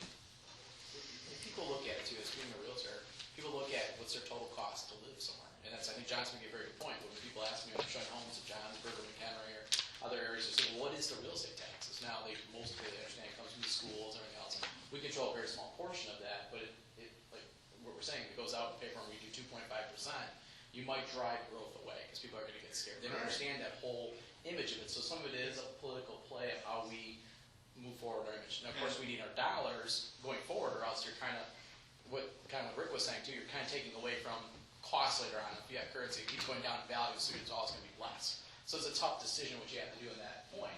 So we have to make a decision what we want to do. I mean, I really think you need to. We're going to look at impact fees for the village too. That might, if we decide to lower that, we'll bring that in front. My group from DNG might bring that up next year. If we do that to encourage growth, but then we are taking more money away from our potential money, but we'll have growth. So these are all things we're going to have to deal with next year coming forward as a group, as a board. So it is kind of a battle today with this, but once you set a precedence at this, I don't want to see something go up if they do 5% next year because we didn't do something this year, because I think we saw that with raises and everything else too. It just gets to a point where what is the fair rate? I would ask, what are we projecting going forward in the future? We don't know what the pensions will be, but we know it's not going to be 1.5%. Eventually that will go up. The rates will go back up, so we will all this, are we on task with the correct portion? That's just my point. And I think you bring up a good point too, Greg, when you talk about the tax rates. Keep in mind too that, there are 6 communities out of 28 in McHenry County that have lower tax rates than us. We are one of the lowest tax rate communities in the county. And also look at Wisconsin too. They're a competitor of us now because they're so close to the border, so we need to take that. We didn't increase the income tax by 2%, but that puts some pressure on us in our community here in Johnsburg for businesses and residents, because it's the overall tax picture on a resident that Johnsburg have versus just the property tax. We hear all the time, we can't afford to live, and these taxes are too high. I mean, somebody's got to start doing the part, and I understand the implications, trust me, I know exactly what you're saying, Rick, and I know about that and Lori, but I think it's just gonna have to make us work harder in the future, I do. And I'm okay with that, I think we can make that happen, I mean, we haven't arrived yet as a village, we're still adolescent. Kevin? Do we need to take maybe we need to take a break from this, and, I mean, we don't necessarily need to vote on this, but We do not have to vote on it. We have to pass it by the end of the month, which means that we have to have a commitment that everybody's going to be here by at the next meeting so we can take a vote on it. That doesn't mean that we have to vote on it. I mean, sometimes it's better to sleep on it and sit on it and think about those other things that may make sense, Right, so I'm thinking that maybe we want to do that, and maybe Lori can help us understand what that initial 25.5K loss is and the compounding effect as it goes forward over like the next 10 years. And then maybe, Claudette can look at, maybe the 2-year vehicle sticker scenario. Yeah. And then maybe we'll make a more educated decision with that information. Good idea. Yeah, also too, is just on the police pension fund, if we think we're going to be more and more in the hole every year too, what else do we need to do? That'd be helpful to see that portion, because I don't want to keep doing every year. We should maybe look at that now if we have a chance to. Is everybody think they're going to be available for that 19th meeting? There's a question, there's a possibility that I may not be. I know you're quitting for the rest of your life the next day, but that's okay. That's good. It's the last day. Okay. Still Yeah. celebrating. I'll be in Unless you're going to look to see. By the time you get off the plane, you might not be ready for a meeting. I have to go to Baltimore. See if they want to move it to Tuesday or something. We got to do it that week, Ed. It's got to Right. be that week, because we don't have till the end of the month. We have to. We don't have it to the end of the month because it's got to be filed by the By with a the certain county date with the by county, yes. the 20. So we really. Just a suggestion. What was the Tuesday in December. It's the last of the fourth, because there's, I'm a homeowner. New Year's Eve. And I've been here That's 3 New years. Year's Eve, I don't know if the county's. And my, honestly, just like everybody else, your houses go down, the taxes have to evaluate to what their bills are. I keep asking, and I really trying to figure out your tax income has gone up. My house hasn't really gone up. It's gone up, but not as much, I guess. It stayed about the same, even though the value went down. It went up a little bit more. But I applaud everyone saying how great it was that we got increased and showed how much we got in sales tax revenue. And I really hadn't seen where that money went to. And then I would assume that that's a huge amount of money they didn't have a few years back. They could use for something, all these things you mentioned. And I think that instead of putting the burden on a homeowner, use the taxes you're already getting from businesses instead of just finding it to buy something else or to fund something else. And maybe not as important as the homeowner that lives here that's saying, oh, it's only $8, but you got to add that to the maybe $150 that's going to go up, because once you equalize out your what you owe for the next year in taxes and what your house value is, you're going to raise the percentage rate of our taxes again on the house. So you're compounding. It's like sticking a needle in that sword, saying, well, you're going to pay more, even though your house is worth less, but you need another extra $8 out of every house that's worth $300 because we need more money, and I don't care. You're stuck in your house. You can't like rip your house up and move it somewhere else. So as a homeowner and as a small business owner, it's making it more difficult to say, oh, it's great, and I think you could save a lot of money eventually I don't know what you guys' building funds look like, but and my kids go to school here, and it kind of sucks for them to have 4 schools. I would see someday in the near future, 100 years, or get rid of a school and make one school, so you're not having so much money on taxes, on maintenance on 2 buildings, and have it only on 3. I'm sure that's something people are trying to do, and everyone keeps voting it down or whatever, but that seems like a smart thing to do. McHenry screwed up and kept both high schools instead of moving their high school and building a new one. And I worked in those buildings, and they're falling apart, the East Campus. I mean, I see a lot of things, a lot of stuff is emotional, and that's where it gets voted on. It's not necessarily smart, it's all emotion because people are attached to their community, and they've been here a long time, and they don't want certain things to happen, so that's how it happened. But as a homeowner, I don't think anything would be voted yes to any increase, because I don't see where the increase went to that you guys got in sales tax revenue, just speaking as a voter and a homeowner. I think that perception is really out there too. It's a huge one, but we've got costs that we have to allocate to, trust me, with the roads and. Well, the roads, I don't really think that, in my opinion, the lamps and sidewalk, it's not a thoroughfare. No one's walking except for drunk people coming from the bar. I don't really see That's county. What's that? That's county. They wanted you to put the lamps in? No. I'm not talking about the stoplights, but I'm talking about the street lights and the little lamps and the sidewalks. But I mean, I don't see anywhere for anyone to walk to. There's no, I mean, my kids, I would never let them walk on Johnsburg Road because it's just a busy road. And I see walking on the sidewalk, there's nowhere you're walking to. That's a Well- county project. On the sidewalk That's a here. county project that funded that. But I'm saying, where did the sales tax revenue go from all the new businesses you got? Well, Yes, for more money. give us a chance to address that, okay? Sorry. Yeah, I'd be happy to address that. Actually, as part of our budget review, we went over that because there's this impression out there, like with the Walmart and everything, that all these sales tax dollars are coming in. The net sales tax collections in 2013 that came back from Walmart after we take out the operational impact and the economic incentive reimbursement was $225,000. From that, $175,000 of that was directed to the capital fund to help make sure that we have dollars set aside when we have sewer lines breaking down and cars breaking down and equipment breaking down, that we have money set aside to replace that. Or I should say, not even the sewer on that. 175 is just for general fund, capital fund, and then 50,000 for sewer and water. So that's where those dollars were directed.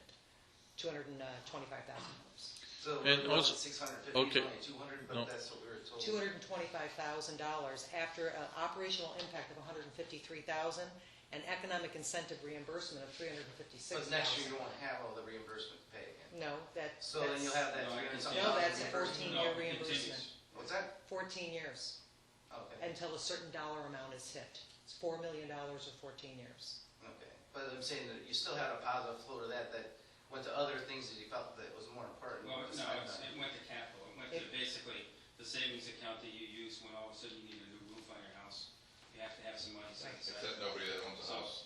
Well, you should really, you really should be here when we do the budget review, because you can see where all those monies go, okay?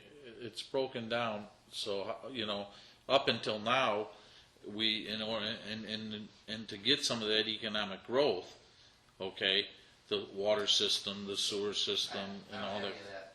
So, I don't probably never see it in my house, but I. It doesn't have, well, no, we're not saying that, but the grow, what, To look at the flow, cash flow streams of where that money goes, Right. regardless of, you know, what. it doesn't have, it doesn't even maybe, it impacts you even if you don't have that at your house, because the growing the village, like John says, to bring the taxes down, it's necessary to have those things. It's necessary to operate those things. And the streetlights that you're talking about and sidewalks that you're talking about on Johnsford Road that is a village-funded part of that project. But Okay, so I don't want to lead, and I don't want to let them leave here with the impression that the county paid for that. But That's, it was covered with a grant. but it was covered with a grant. The majority of that was covered with a grant, okay? So I don't want you to get a false impression that Kevin's correct, the road's a county project, the roundabout's a county project, the sidewalks and the lighting was funded partially by the village, but it was mainly funded by a grant. Okay?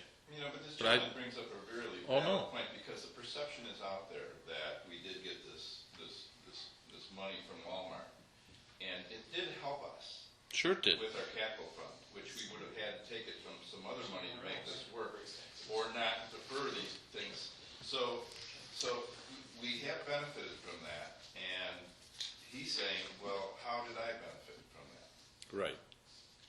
And I think to really understand that whole thing, you would have to see the budget of where we're funding, like Kevin says, roads. I'd like to see that $25,000 as Public Works goes to roads, you know.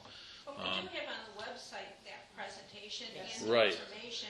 And Have you seen it on the website? Have you taken it? I also signed up for the website for the information on John Road while it was being built. I never got that, but I've never had the chance to.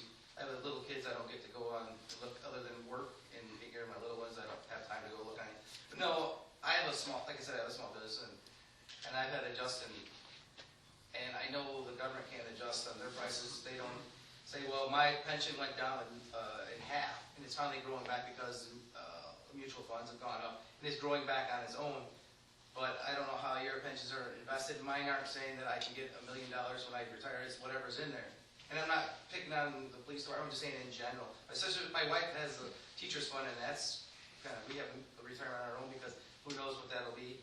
And that wasn't really guarded right. But there's all kinds of mistakes that happen, and the only person who somewhat takes care of it is the taxpayer, whether they want to or not. It's not like I have a choice to say I want to buy my hamburger somewhere else. I can't. I have a house here.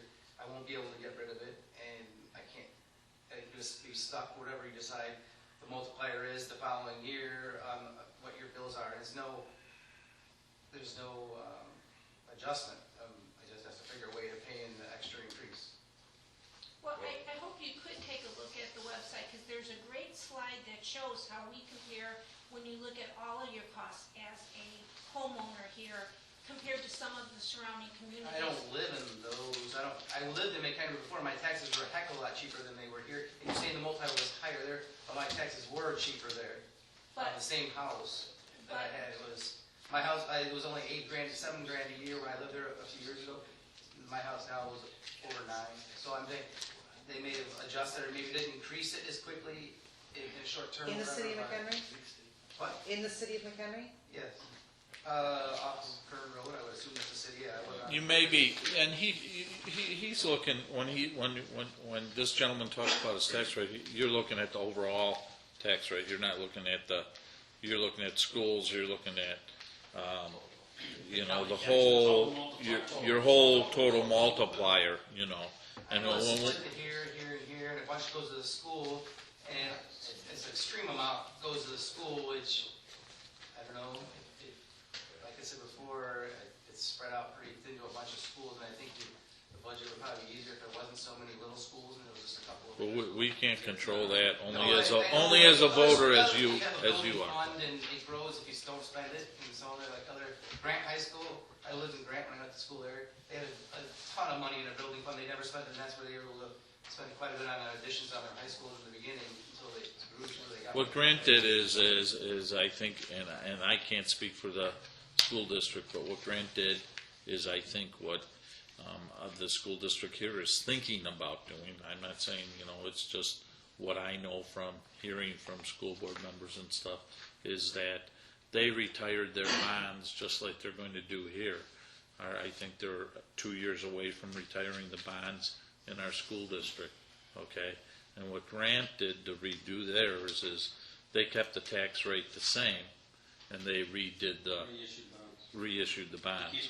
Okay, so I don't think it wasn't like there's a lot of, they reissued bond, they passed another referendum, but they didn't go up, the taxes didn't go up because they had the bonds paid off.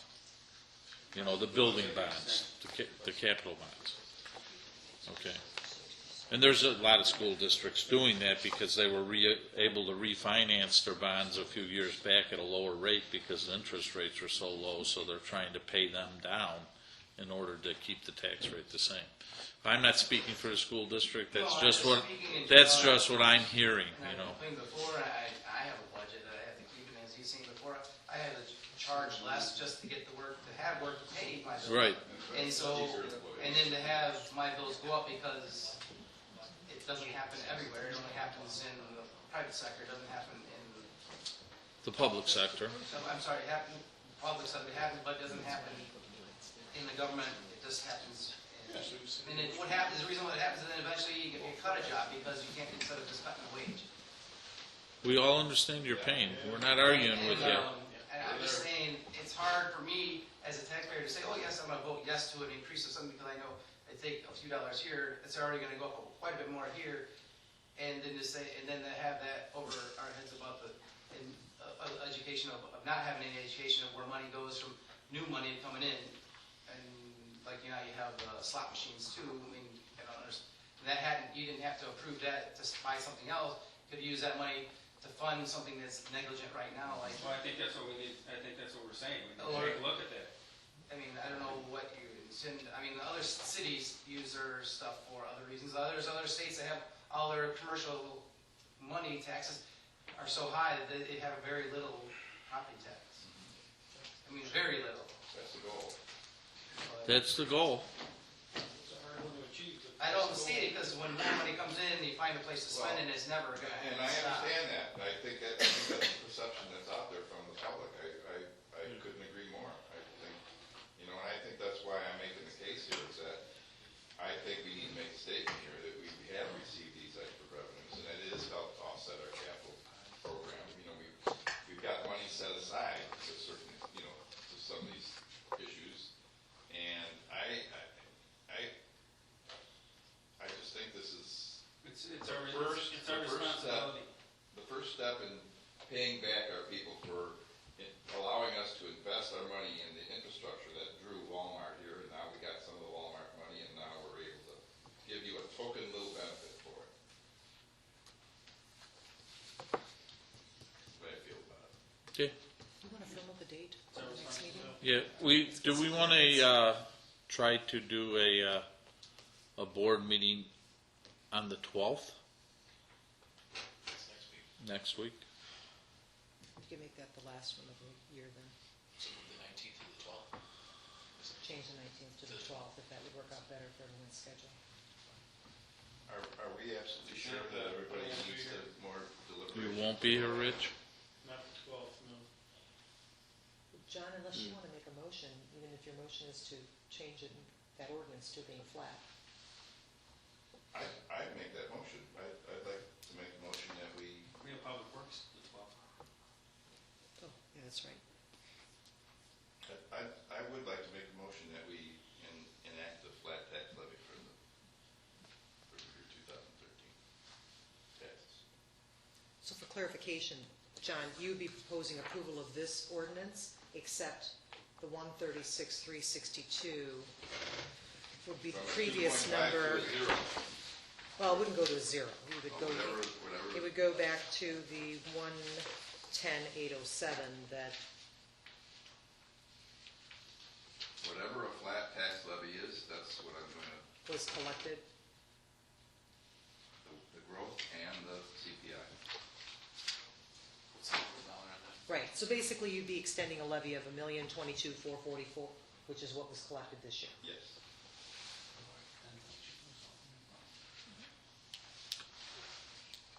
John, do you realize then that if there's any new growth in the village this year, you lose it? You're willing to do that? We don't lose it. You lose it. We lose it for this year. You lose it forever. You lose it Right. forever. No, you don't lose it forever. Yes, you do. Yes, you do. Your new base becomes the 1,022,000 on that, on your new EAV. Those are your two new factors now, so in Period. other words, so it's gone.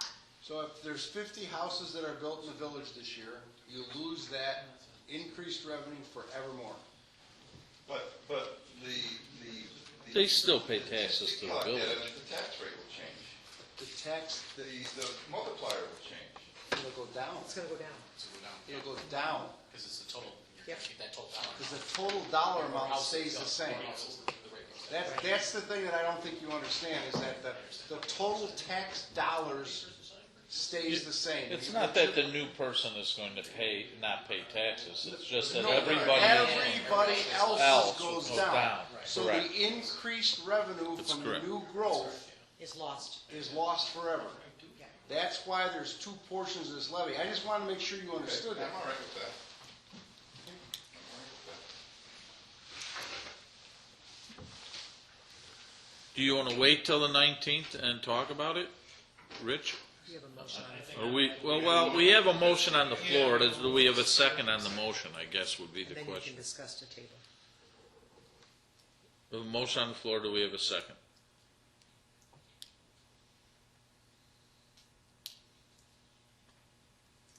Okay. With no second, Discussion? discussion, further discussion, do we want to Well, wait? I mean, all you need on the 19th is a quorum, right? Well, yeah, we do need a quorum, but, you know, it's important for everybody to be here, or, you know, most of us to be here, because it's always important to know where you stand. If you got further discussion on it, you know. Lou's not here tonight. I'm sure she's probably got the most vocal interest. Yeah, Mary Lou's got two parents in the hospital, and she's out east, so Yeah, I understand that, but I'm just that's her saying, thing, you know. And she has more information and more background on it than any of us, right?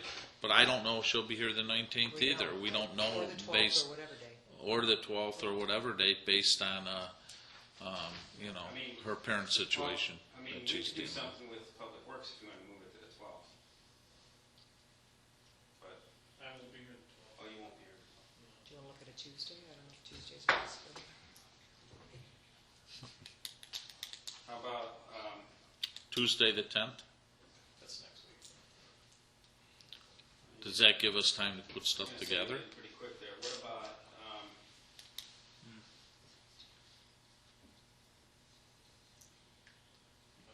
how about, the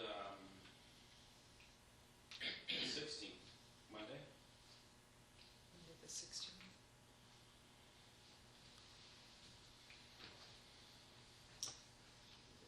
That work for everybody? That doesn't work good for me, but I can be What here. about the 18th? Not good for me. 18th, Kevin's out of town. I can make it be here for the 16th. All I'm doing is going to the community club board meeting to sell And- John's ice rink a little farther, that's all. I really think that if we do have another meeting, I'd really like to get a very clear clarification on this loss of new growth from the township. If we can get, you know, I really want to.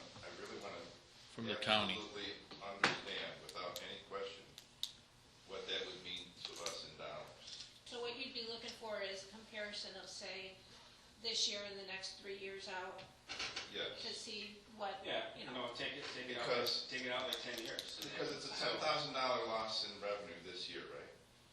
Well, no, you're talking about a 20, well, just new growth, you mean? Yeah, it's $10,000, Glad I told you. I think we want to yeah. broke it down both ways. It's actually 1725. I think it's about 8,000. Well, look at it this way. Kevin is work-related, so he could join in by telephone on the 19th. I think I'm going to be, In the air. unless they approve cell phones in the air. So now, one more Can thing. you go to the bathroom? I want to, if I can add one more thing. Rick brought this thing up about losing new growth to the end of the year. That's only, what, 3 more weeks? This is, It's for the next fiscal year. Yeah, but you're talking about the new growth for the taxing year. Taxing year is a calendar year, right? New growth for 2013. Right, so there's only 3 weeks left in that.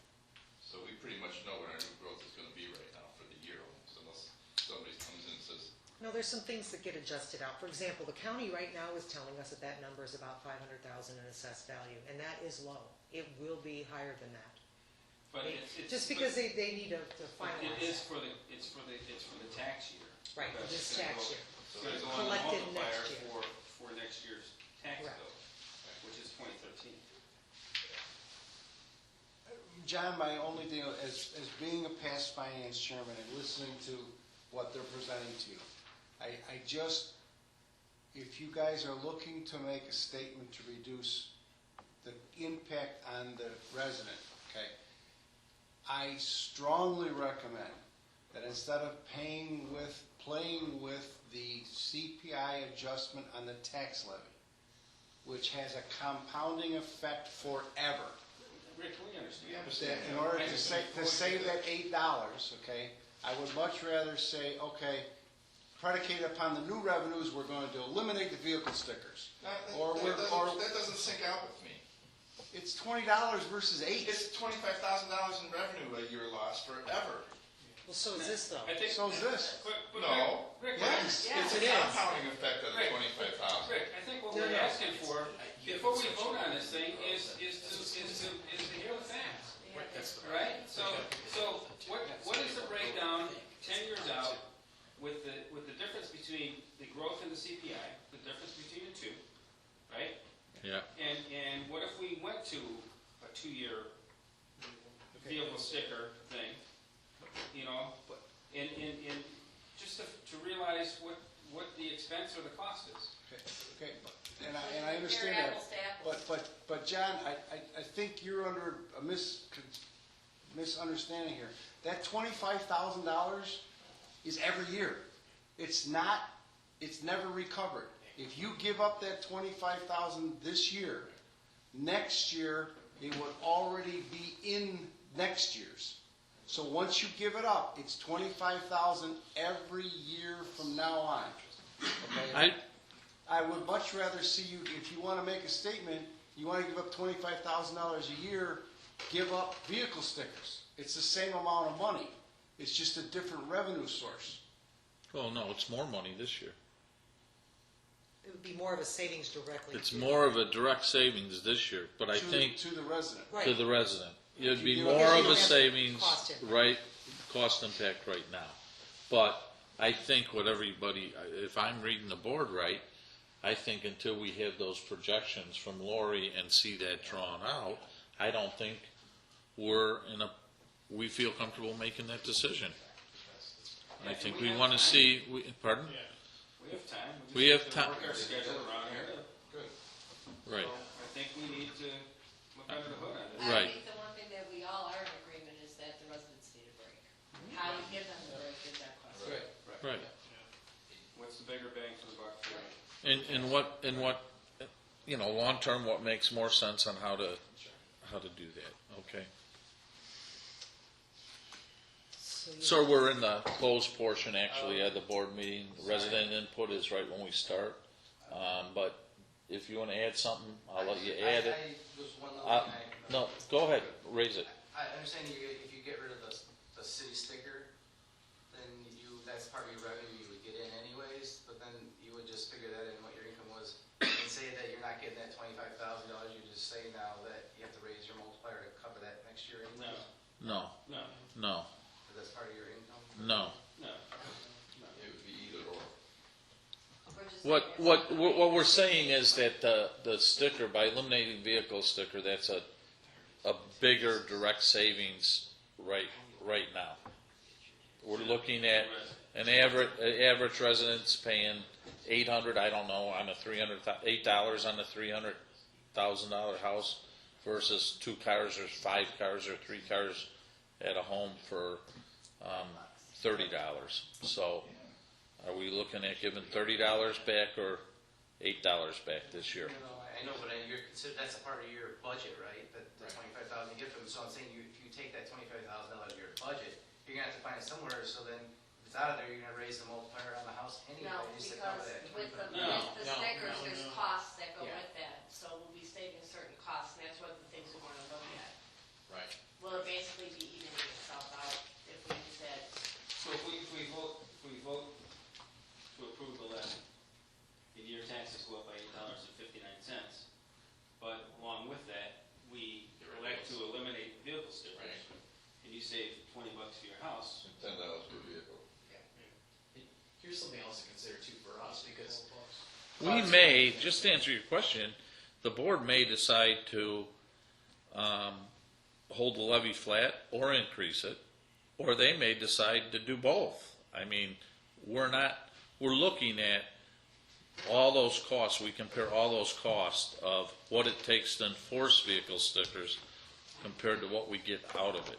right. Okay, and traditionally, vehicle stickers pay for the streetlights that we have. It funds about half of it. The other half is funded out of the general fund, but way back when, that's what vehicle stickers were earmarked for. Okay, is streetlights. Okay? Also, I want to bring up to everybody too, I'm not sure we know this, but the taxes will be collected on our behalf, so they always come in. We can't always collect on the vehicle stickers, we try to enforce that, so keep that in mind, we have to put money and time to collect the vehicle stickers, where taxes, you know, if somebody doesn't pay them, the bank, whatever foreclosure, we're gonna get paid eventually, because the county, they're gonna collect that for us. So we don't have to work hard, we're already getting that, that's coming into us. So it is harder on the taxpayer, I understand that, but it's not harder on the village to collect, because that's gonna be And guaranteed. the enforcement is easier. And then it comes back to the tax rate and how people perceive their real estate taxes. And the village, you know, whether or not they'll interpret, say, well, the village, you know, somebody's looking at buying in Johnsburg, you know, say, well, they wiped out the vehicle stickers, so. But when somebody's interested in buying a house, they're interested in those taxes. Absolutely, absolutely. Well, and I agree with you, John. Unfortunately, again, they always look at the main number, the bottom line I number. know. And we all know what a small I portion got of that, we're what, 5% of that number. But when they're moving to Johnsburg and they see that Johnsburg has a history of protecting their tax rate. But what Claudette's saying is even if we don't do that, even if we keep it down, the school's raising theirs, so the taxes are still Well, going but up. we are only responsible for what I we're understand it, but responsible. They they're won't looking see at it. the bottom line. Yeah. I know, but I'm, You open the They door. won't know it, John. I mean, I know, but our person job looking to is to move here. protect that portion, and that's our Okay, so responsibility. what day are we meeting? The 16th? Well, we're trying to pick a day here so that we can get her done, and I almost think that if everybody can be here on the 19th, Kevin's got a good chance that he will be here on the 19th, right? You're I'll do my best. flying home. So probably at the worst, you could still, if you're in the limo, you could still participate in the meeting because it's work related. If that's okay with everybody that's here. so keep it on the 19th? 19th? But keep it on the 19th. When is the drop dead date? Well, that's what Michael and I were talking about. It's got to be filed with the county. My understanding was like the fourth Tuesday of the month. Even if it's the last Tuesday, that's New Year's, they'll be closed.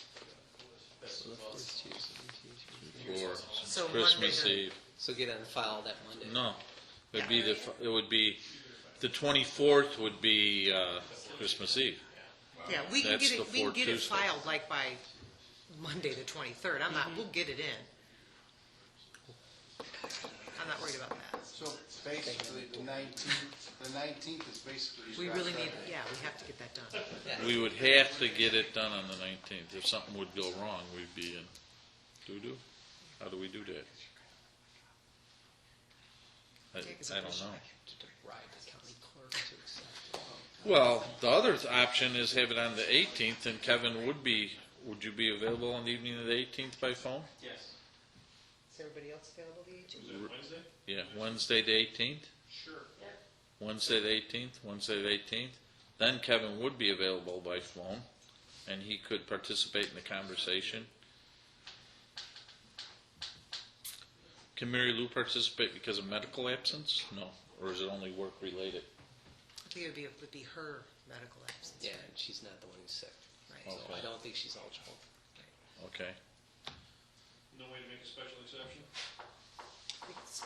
No, it's set forth in statute. I'll review it, but I don't believe that being out of town, unless you yourself are sick, unless you yourself are out of the state or out of town of business, those are the two circumstances in the statute.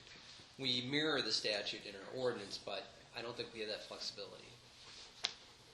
And she may be here, we just don't know. Okay. Well, the other option is the 16th, if it works. You're still home, Kevin? No, I'll be here. Rich is not available on the 16th.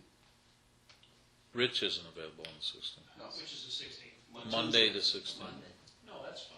No, he's Monday's not at available on six. the 12th. The 12th to the 13th. I'm flying out on Tuesday. She's out. Coming back on Thursday. Do the 16th, that way if there's an issue, you could still come back to the 18th if you have to recess it. Well, I think we ought to schedule it for the 16th. If there's an issue, then we can do it on the 18th. Is that acceptable to everybody? 16th? 16th, okay.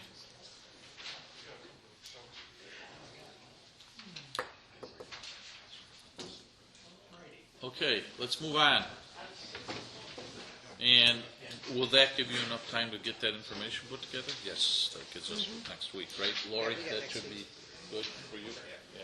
Is that good for you too? Good. Okay. Okay, the rest are ordinance changes up for first read. We're not voting on them. Has everybody had a chance to look them over, and is there any questions? Most of them that I saw, and correct me if I'm wrong, Rich, is on fees, right? The fee structure changes on them. Correct, there are updates on fee structure changes based on the first one, 13, 14, 23, where you see the classes. You see A remain the same, B, C, D, and E were raised to pretty much reflect surrounding communities, those types of things, cost and increases for processing these things, if you will. The other ones that went down, F, G, and H, from 1,000, 1,500, and 2,000 down to 750, was brought to committee's attention by committee member Westfall, who is one of our attorneys on our committee, that the maximum enforceable dollar amount is 750. So if somebody were to commit an F, G, or H, and we tagged them with $1,000, $1,500, or $2,000 fine, and they went before a judge, the judge says, sorry, maximum enforceable is 750. You know what? I'm going to drop it to the lowest possible, Class A for $50. Okay, Now, we're out money. Good. okay. So that's, okay, that's the only change there. That's the only change, and that pretty much dictated the changes in some of the other ones, where they went from Class A to Class Cs, as you saw. Just in time. Sorry about that.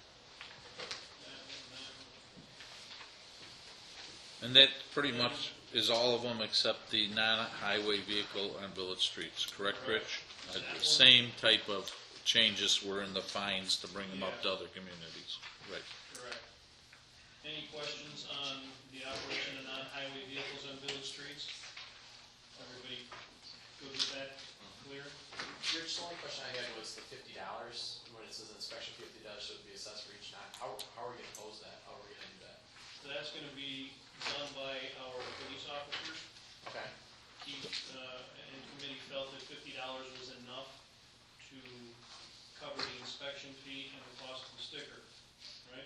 So it's gonna be a sticker, okay, that's what I was wondering. So Sticker's gonna be like a village license plates, they're not gonna be allowed on county roads, and They have to Is this a meet yearly all of the fee? requirements on See? that second page, under vehicle equipment, paragraph D. Okay, thank you. and that, Just for clarifications, paragraph A, where it says recreational highway vehicle is defined by the Illinois statute, that relates to vehicles that are 64 inches or less in width, a dry weight of 2,000 pounds or less, or more non-highway tires, so something like a Gator perhaps could fit into that, and something that does not have, it's considered a non-straddle seat. So like mini bikes, those are straddle type seats. So we don't want mini bikes, motor, those kind of things. Go-karts per se, anything like that. So, any other questions? Yeah, Rich, this is a one-time fee, right? Pardon me? One-time fee and one-time fee for that deal. little sticker, for the yearly fee. That's, what did we say, I think, was that yearly, right? Yeah, that was yearly. Does it say that in here? This is $50 inspection. That's why I circled it. Probably should elaborate on that. I think we should have that spelled out if Yeah, it needs it's to be a spelled out. yearly or if you think that's, Because they need to be re-inspected to get their sticker. Yep. It's like a safety sticker, Right. That's a yearly something. Yeah, no, it doesn't. I mean, you give them a sticker and they Yeah. don't have their blinkers working or something else and. They replace it, put it on the new vehicle. Okay, yeah. And is that enough? I mean, we talk about offsetting our costs with our income. Is that you think that's enough, huh? Yeah, I mean, we're not But it looking at takes making time. money, we're just looking at covering our costs. That's where that dollar amount is. it's almost as much as license plates, so I guess it's half as much. but- You say, where you buy your plates? And the, under section D, that's just a carbon copy of the state statute. So, this is really all driven by the state statute. It's just, the statute provides for municipality to do this on municipal roads. So this, you just. Well, I'm just questioning fees again. Once again, we've got fees that cost. Is that what we should be doing? But that's an option. It's an option for people if they want to drive on the That's right. streets. That's It's right. not something that's mandated for everybody. Right. It's an option. Good If choice. you want to drive on the streets, then. Well, I know, but still, if they're inspected, then it costs us $50 to inspect it, take the police officer's time. This is pretty much like the vehicle stickers that we've got here. I mean, it's, Yeah, I question whether or not we should be doing it at cost. I don't know. yeah. Well, and again, maybe an hour's time, and it's my desire to have an assignment in the CSO, so. It costs way more for a police officer, $50 an hour, I guarantee you that, with a vehicle. It'll be at our leisure, obviously. I mean, we may not have somebody available 24 hours a day to do it, so. But to have a community service officer do it, it's just gonna be a checklist and an assignment. Maybe do it on a day where everybody brings them in bulk and just set. Next to the ice rink. I don't think I don't think it's going to be take you an hour to do it. No.